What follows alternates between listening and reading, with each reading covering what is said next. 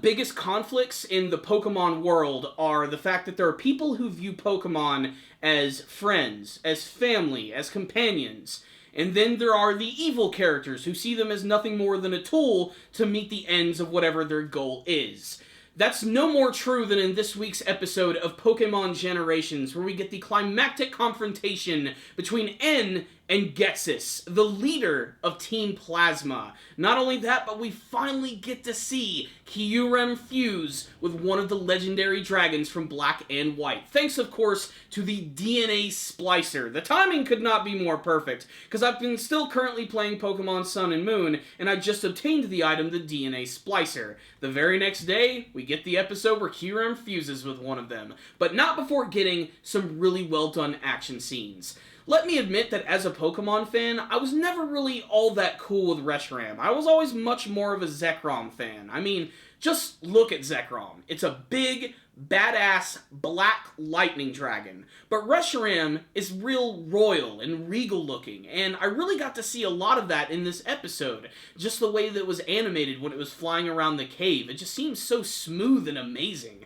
But eventually it does get captured by Ghetsis, and it is forcibly fused with Kyurem, because Ghetsis' plan, of course, is to completely terraform the entire Earth and freeze everything. That seems to be like the major plan of almost every single evil organization in the Pokemon series.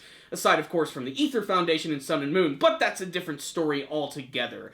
Really, though, the big conflict comes from the fact that Ghetsis does not view N as a human, and he does not recognize the fact that he actually has friendship with his Pokemon as well. It's something that he simply just cannot accept for himself. He sees them all as simply tools which are to be used, and he's going to use those in any way possible. If it means destroying N, if it means destroying every human, he is going to make it happen. But before those things can go down, it looks like the main character from Black and White arrives to save the day, riding on the back of Zekrom himself, who unfortunately does not have any action scenes in this episode. But again, we have to remember, this is Pokemon Generations. These are very short episodes. This one comes out to around 5 minutes roughly, and it's an okay episode.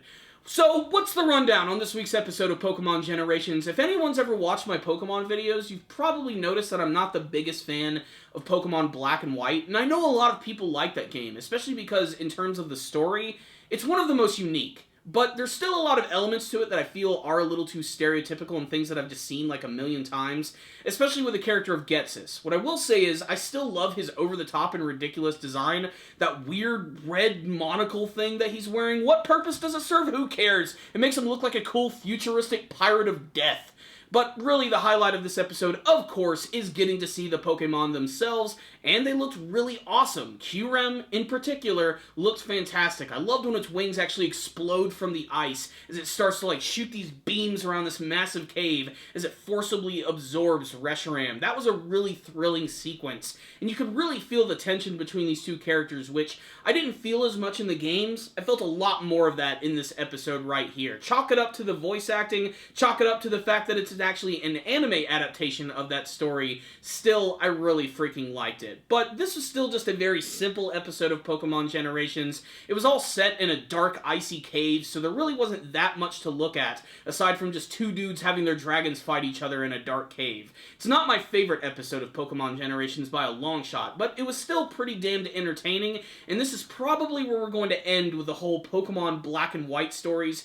Probably going to move on to the X and Y stuff right after this one, and hopefully, if they're smart, they will give us something from Sun and Moon. I think that would be a great way to bring everything full circle, as well as building a little more hype for the Pokemon Sun and Moon games, which honestly don't need them because they've been selling like wildfire. But that being said, I would still like to see some of that stuff in anime format. We do have the brand new Pokemon Sun and Moon anime series, which is honestly pretty good. By the way, I am reviewing that. Make sure to check it out on the channel. But I'd like to see what Pokemon Generations' interpretation of that is going to be, to see a more faithful adaptation of Sun and Moon, to actually follow those characters and see what they're doing. Maybe even just seeing the introduction to the main character arriving in Alola. But still, the whole point of Pokemon Generations is to just sort of like pick and choose from some of the major events from the games and just give us a nice little short scene. And it really is made for fans of the games. I mean, there's not much to absorb here because without like seeing the entire story, you can't really get attached to the characters all that much. but by giving us these small little snippets, it certainly does satiate your appetite for cool Pokemon animation, and that's definitely a good thing. That's the cool thing about anime, it is a visual medium, and on that front, I think the series is doing a pretty fantastic job. It's on par with a lot of the Pokemon movies, but I still don't believe this was my favorite episode. I really liked last one's a lot more with Drayden going up against Team Plasma. I just felt it was a little more flashier, the setting was just a little more over the top, and it was less story-centric and more on the animation front, which, for these shorts, I think less story is a good thing, because with only 4 minutes of time, you just don't have the opportunity to really follow these characters as much as you would like. Really, I would just like them to focus on the cool Pokemon battles. And if it were up to me at the end of the day, I really wish they would take every single game in the series and actually develop it into its very own anime. Maybe even an OVA or movie format. Just choose the characters, go from beginning to end, show us it all. This way we could actually get more attached to the characters and see more of the story unfold, as opposed to seeing these just like super like clip note versions of them.